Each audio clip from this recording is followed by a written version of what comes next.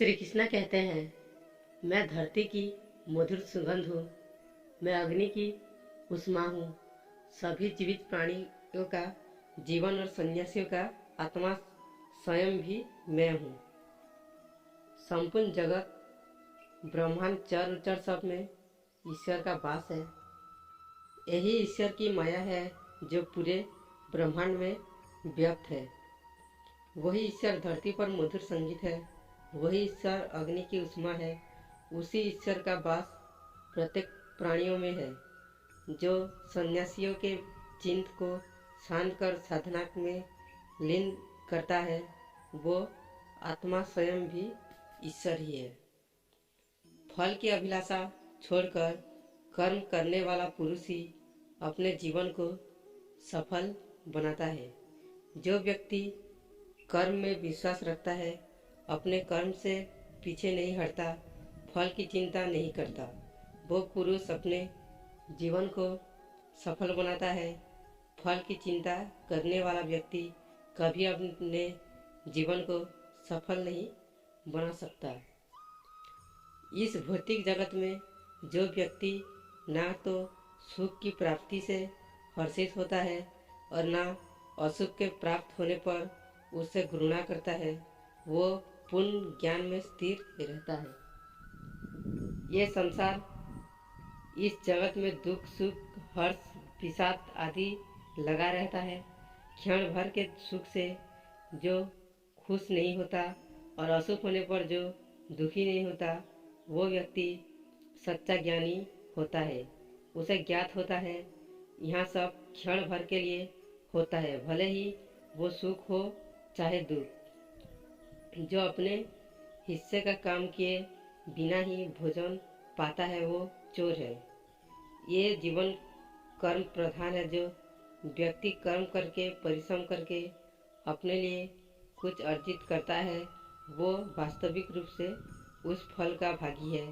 अन्यथा वो चोर की भांति है, जिसे बैठे बिठाए सब मिल जाता है। जिस व्यक्ति को आपकी कदर नहीं, उसके साथ खड़े रहने से अच्छा आप अकेले रहे। जिस व्यक्ति के पास आपके लिए मान सम्मान और कदर ना हो, उनके साथ रहना व्यर्थ है। वो सदैव आपके लिए शत्रुता का भाव रखते हैं। ऐसे व्यक्तियों के साथ रहने से उत्तम आप अकेले रहे। हद से ज़्यादा सीधा साधा होना भी ठीक नहीं, क्योंकि जंगल में सबसे पहले सीधे पेड़ों को काटा जाता है। इस जीवन में अधिक सीधा होना, सरल होना भी अनुचित है। जो सरल और सीधे स्वभाव का होता है, लोग उसका अनायास फायदा उठाते हैं। दिव्यता केवल शक्तिशाली होने में नहीं, बल्कि वास्तविक दिव्यता दूसरों में शक्ति जागृत करने में है। दिव्यता को प्राप्त करने वाला व्यक्ति शक्तिशाली तब तक नहीं हो सकता जब तक वो दूसरों के हित में ना हो। वो व्यक्ति दूसरों को दिव्य बनाए, इसमें उसके शक्तिशाली होने का परिचय मिलता है। जिंदगी के इस रण में खुद ही श्री कृष्णा, खुद ही अर्जुन बनना पड़ता है। रोज अपना ही सारथी बनाकर जीवन के महाभारत से लड़ना पड़ता है। ये जीवन एक रणभूमि है। यहाँ निरंतर संघर्षों का सामना करना पड़ता है। इस संघर्ष रूपी महाभारत में स्वयं अपना सारथी, अपना मार्गदर्शक और योद्धा बना होता है।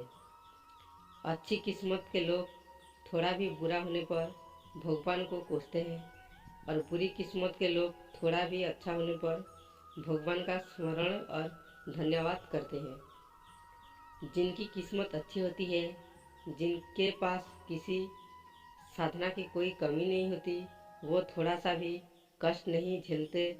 थोड़ी सी भी कमी होने पर भगवान को कोसते हैं।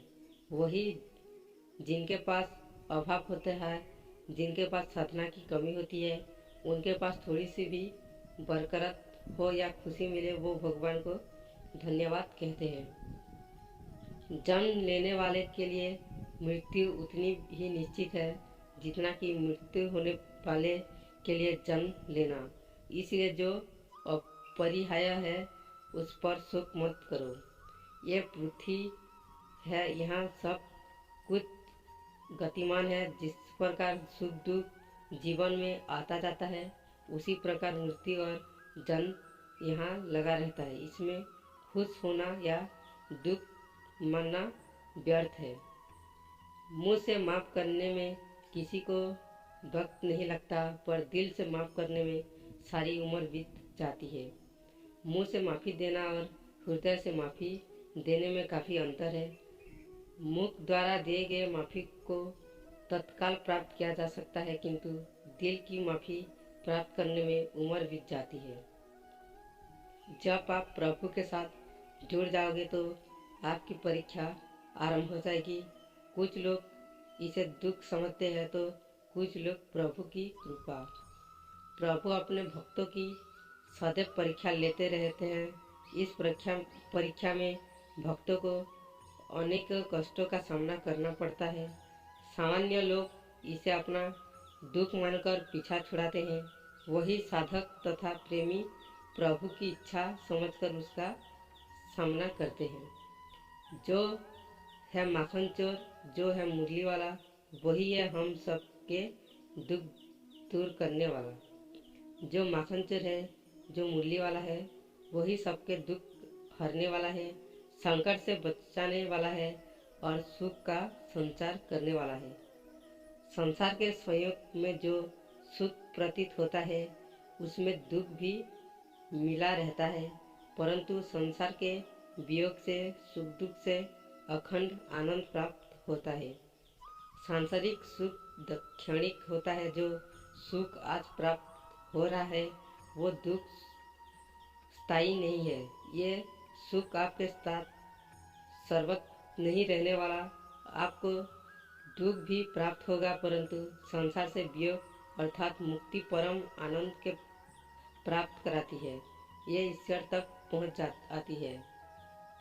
संबंध उसी आत्मा से जुड़ता है जिनका हमसे पिछले जन्मों का कोई रिश्ता होता है, वरना दुनिया के इस भीड़ में कौन किसको जानता है। माना जाता है जीवन के पूर्व कर्मों का फल इसी जन्म में प्राप्त होता है। जितने भी रिश्ते नाते सुख दुख व्यक्तिगत जीवन में प्राप्त होते हैं वो पूर्व जन्मों का फल है, वरना कौन इतनी बड़ी दुनिया में अब से दिल लगाता है। राधा कृष्ण का मिलन तो बस एक बहाना था, दुनिया को प्यार का सही मतलब समझाना था। राधा और श्री कृष्ण दोनों अवतारी थे। दोनों का जन्म कुछ विशेष परिस्थितियों के लिए हुआ था। उन दोनों का मिलना बिछड़ना बस एक प्रक्रिया मात्र थी, जिसके माध्यम से प्रेम का वास्तविक रूप समाज में दिखाना था। प्रेम और आस्था दोनों पर किसी का जोर नहीं। यह मन जहाँ लग जाए वही ईश्वर नजर आता है। आस्था और प्रेम पर व्यक्ति का स्वयं नियंत्रण होता है।